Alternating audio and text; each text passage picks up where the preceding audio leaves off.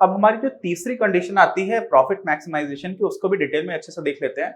बहुत कम टाइम लगेगा, बिल्कुल भी परेशान होने की जरूरत तो बिल्कुल भी नहीं है। अगर आपने दोनों वीडियोस देखे हैं तो आपको आइडिया भी लग गया होगा।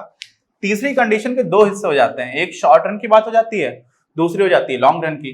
ठीक, दीर्घकाल में कहा जाता है कि जो एवरेज कॉस्ट है उससे ज्यादा कीमत होनी चाहिए। देखो, प्राइस टेकिंग बिहेवियर है, कीमत तो निर्धारित है, उसी पे आपको सामान बेचना पड़ेगा। तो यहां पर बोला जा रहा है कि लॉन्ग रन में एवरेज कॉस्ट से ज्यादा हो, और अगर शॉर्ट रन है तो एवरेज वेरिएबल कॉस्ट से ज्यादा हो। जो परिवर्ती लागत है अल्पकाल में उससे ज्यादा होना चाहिए, औसत परिवर्ती लागत से, कुल की बात नहीं है।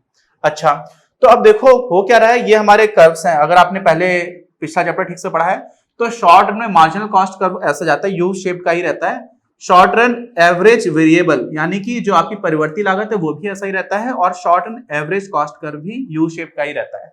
ठीक, अब इसमें आपको यह भी पता है कि हम लोग किसकी बात कर रहे हैं, short run average variable cost की। ये चीज है शॉर्ट रन में इंपॉर्टेंट। शॉर्ट रन में एवरेज वेरिएबल कॉस्ट इंपॉर्टेंट है यहां पर। क्यों? क्योंकि फिक्स्ड कॉस्ट तो देखो भाई होता क्या है, समझो, टोटल कॉस्ट आप निकालते हो। टोटल कॉस्ट क्या होती है? Total fixed cost plus total variable cost. और ये तो भाई फिक्स्ड है, ये तो निश्चित है, पहले से दी हुई है। और आपको तो निकालना है प्रॉफिट। प्रॉफिट के लिए क्या करते हो? Total revenue minus total cost. अब टोटल कॉस्ट जब आप घटाओगे तो टोटल फिक्स कॉस्ट भी घटाओगे और टोटल वेरिएबल कॉस्ट भी घटा दोगे। किसमें से? टोटल रेवेन्यू में से। अच्छा, अब ये हम लोगों ने जो बनाया हुआ है इसमें आपको ये सब समझ में आएगा कि कौन सी चीज कहां पर है। और अगर हमारा ये प्राइस है तो ये प्राइस हम लोगों ने कैसा बनाया हुआ है? हम लोगों ने ऐसा बनाया हुआ है, इसमें बता रखा है कि प्राइस ज्यादा होना चाहिए एवरेज वेरिएबल कॉस्ट से, परिवर्ती लागत से। लेकिन हम लोगों ने एक ऐसा केस ले लिया जहां पर प्राइस कम है, एवरेज वेरिएबल कॉस्ट जो है ना उसका मिनिमा ये है, देखो ये मिनिमा था इसका, और ये इसका सबसे नीचे का पॉइंट है। आपको इससे भी नीचे प्राइस है, तो ऐसी स्थिति में बताना चाहेंगे कि जो भी फर्म है वो कुछ भी प्रोड्यूस नहीं करेगी, जीरो, कोई भी प्रोडक्शन बंद कर देगी, कुछ भी नहीं बनाएगी। वो क्यों नहीं बनाएगी आपको दिखेगा अभी। तो अगर मान लीजिए हमारा प्राइस कम है, और हमें इससे क्या समझ में आ जाएगा कि अगर प्राइस कम हो गया तब तो ये कुछ बनाएगी ही नहीं, इसलिए तीसरी कंडीशन प्रूव होगी कि कुछ बनाने के लिए ये चीज होनी चाहिए। और हमने क्या कर रखा है, हमने उल्टा ले रखा है। हम लोगों ने प्राइस ज्यादा नहीं दिखाया, हमने दिखाया कम है। और अब हम ये प्रूव करेंगे कि ऐसी स्थिति में जीरो प्रोडक्शन होगा। इसका मतलब कंडीशन अगर ये सेटिस्फाई होगी तभी कुछ हो सकता है, तभी कुछ हो सकता है, मतलब तभी हमें कुछ प्रोडक्शन मिलेगा। और अगर वो प्रोडक्शन हमारा मैक्सिमम है तो पहली और दूसरी कंडीशन के साथ ये वाली कंडीशन भी होनी चाहिए। ये कंडीशन नहीं होगी तो आप प्रोडक्शन करोगे ही नहीं। तो क्या होता है देखते हैं। अब मान लीजिए अभी क्या हुआ, हमारा ये टोटल आपका मिला करके ये है शॉर्ट रन का एवरेज वेरिएबल कॉस्ट, ये एवरेज कॉस्ट कर्व है शॉर्ट रन में, और ये हमारा प्राइस, यानी कि प्राइस लाइन ये हो गई। ठीक, अब हम लोग करते क्या है, हम लोग नॉर्मली निकालते ये हैं कि आपका जहां पर भी मार्जिनल कॉस्ट कर्व कट करता है ना लाइन को, वो आप पॉइंट चूज करते हो। ठीक है, तो यहां पर पिक किया, ये वाला भी कर सकते थे लेकिन ये नहीं करेंगे। क्यों? क्योंकि दूसरी कंडीशन आपको याद है, ये यहाँ पर डिक्रीजिंग, यहाँ पर ह्रासमान हो रहा है, यहाँ पर वृद्धिमान है। तो हम लोग मार्जिनल कॉस्ट को देखेंगे तो वृद्धिमान की तरफ जाएंगे, तो वहां से हमें समझ में आ जाएगा कि ये वाला पॉइंट हो जाएगा। तो ये वाला पॉइंट अगर हमारा प्रोडक्शन लेवल दे रहा है तो मान लीजिए ये हमें मिल गया क्या, क्यू स्टार मान लेते हैं अभी के लिए। और इसी को आप अगर आप ऊपर बढ़ा दोगे तो ये आपका एक पॉइंट मिल गया, और ऊपर बढ़ा दोगे तो आपको ये पॉइंट मिल गया। ठीक, और इनको आपने यहां पर ऐसा करके जोड़ दिया। समझना, ये थोड़ा सीधी लाइन में खींच देता हूं, सॉरी। ये आपको एक सीधी लाइन मिली और दूसरा आपको मिला ये वाली सीधी लाइन। बहुत अच्छे से एक बार समझ लो, ये सारी चीजें बहुत बेस बन रहा है, इसलिए मैं बहुत धीरे धीरे एक एक चीज बता रहा हूं आपको। अदरवाइज क्या होता है, कंफ्यूजन में आप एक बार रटोगे, भूल जाओगे, गलत करके ही आओगे। और अभी बेस बन गया तो यूपीएससी के लिए भी जो लोग ऑप्शन लेते हैं इकोनॉमिक्स, उनमें ये सारी चीजें एकदम क्लैरिटी, आपको एकदम क्लियर रहना चाहिए। ठीक है, तो देखते हैं इसको होगा क्या। ये आपका पी था, ये क्यू स्टार हो गया, ये तो आपका ओ है ही, आगे के पॉइंट्स का कुछ भी नाम दे देते हैं। ठीक है, ए बी सी डी। अब ध्यान से देखना, पिछले वीडियो में मैंने बताया था कि अगर ये प्राइस लेवल है और आप इतनी क्वांटिटी बेच रहे हो तो पी, इसको ई लिख देता हूं, तो क्या हो जाएगा, जो आपको ये चतुर्भुज दिख रहा है कौन सा, पी ई क्यू स्टार और ओ, क्या दिखा, पी ई क्यू स्टार और ओ। ये जो है ये क्या दे रहा है आपको, ये आपको दे रहा है कुल संप्राप्ति, टोटल रेवेन्यू। तो आपका टोटल रेवेन्यू इतना हुआ, लेकिन आपकी कुल लागत क्या आएगी, सोचो। क्या है कुल लागत? कुल लागत निकालने के 2-3 तरीके होते हैं। सबसे सिंपल क्या है, एवरेज आपका कहां पर है, देखो शॉर्ट टर्म में एवरेज कॉस्ट ये वाला कर्व है, तो इस वाली क्वांटिटी पर एवरेज कॉस्ट कितनी है, इतनी है, यानी कि ये आपको जो हाइट मिल रही है बी से लेकर के क्यू स्टार तक इतनी है, यानी कि ओ ए कह लो या फिर इसको बी क्यू स्टार कह लो, तो ये वो हाइट है, इतना आपकी लागत आ रही है औसतन।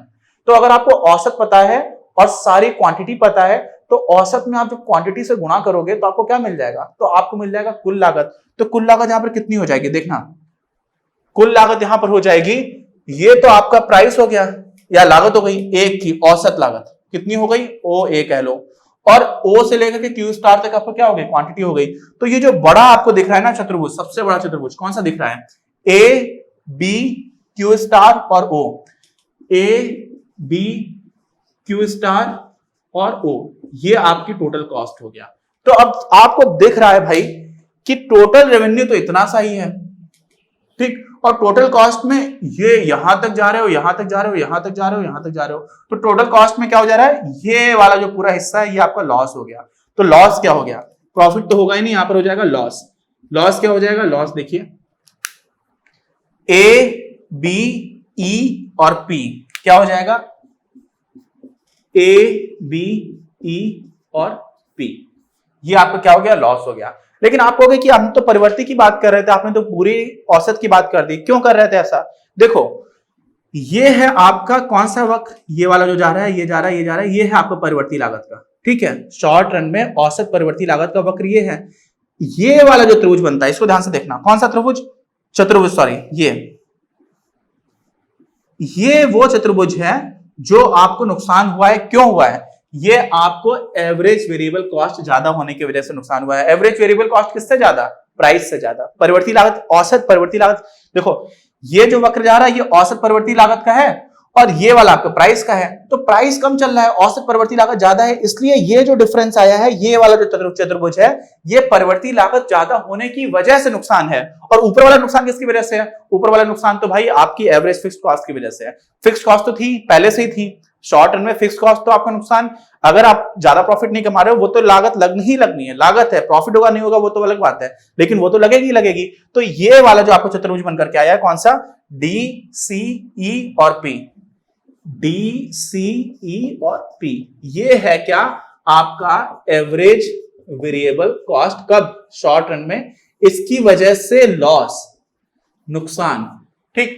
अब ये आपका नुकसान हुआ है, टोटल नुकसान इतना है, टोटल नुकसान इतना है, टोटल लागत इतनी है, ये पूरा टोटल रेवेन्यू इतना है, ये एवरेज वेरिएबल कॉस्ट की वजह से है और ये एवरेज फिक्स्ड कॉस्ट की वजह से है। आपको समझ में आ गया। तो हो क्या रहा है कि भाई अगर आप ये समझो कि एवरेज वेरिएबल कॉस्ट का आपको हटा दो, total variable cost, total fixed cost है, क्या है, कुल स्थिर लागत, वो तो आपको लग ही चुका है नुकसान, वो तो हो ही चुका है। यहां पर देखो, यहां पर क्या लिखा हुआ है, पाई बराबर T R minus TC, TC को क्या लिख सकते हो, T R minus total fixed cost minus total variable cost. अब अगर टोटल फिक्स कॉस्ट तो आपका कुछ ना कुछ है ही, वो तो निश्चित है, स्थिर है। आप क्या करोगे, सबसे पहले आपकी कोशिश होगी कि टोटल वेरिएबल कॉस्ट आपका जीरो हो जाए, क्या हो जाए, जीरो। क्यों, अगर यहां पर आपकी टोटल वेरिएबल कॉस्ट आपके जीरो नहीं हुई और ये भी ऋणात्मक है और टोटल रेवेन्यू कम है, तो यहां पर क्या हो जा रहा है, इसकी वजह से भी आपको नुकसान मिल जा रहा है।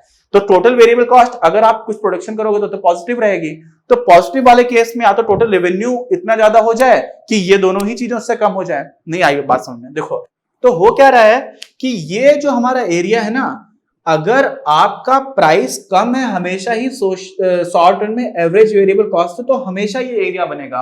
और ये एरिया क्या है, ये नुकसान बता रहा है, किसकी वजह से नुकसान बता रहा है, वेरिएबल कॉस्ट की वजह से, परिवर्ती लागत की वजह से। तो अगर आप कुछ नहीं भी प्रोड्यूस करोगे तो आपको क्या हो जाएगा, ये तो नुकसान होना ही होना है।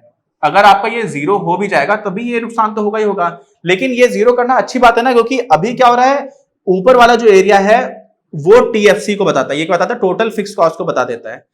ये तो होना ही होना है, आप कुछ प्रोड्यूस नहीं करोगे तब भी, क्योंकि ये तो स्थिर लागत तो लगी चुकी है। अब ये वाली जो लागत है इसको आप क्या कर सकते हो, ये नुकसान बता रहा है, इसमें क्या हो रहा है, लागत तो पूरी यहां तक है, जो परिवर्ती लागत है वो है डी सी क्यू स्टार और जीरो। तो ये परिवर्ती लागत की वजह से होने वाला नुकसान है। अगर आप कुछ नहीं प्रोड्यूस करोगे तो ये नुकसान शून्य हो जाएगा। कितना हो जाएगा, शून्य। तो आप कहोगे कि भाई कम से कम आपको सिर्फ टीएफसी का ही तो नुकसान हुआ, ऐसे में क्या हो रहा है, ऐसे में तो एक नुकसान जुड़ और जा रहा है।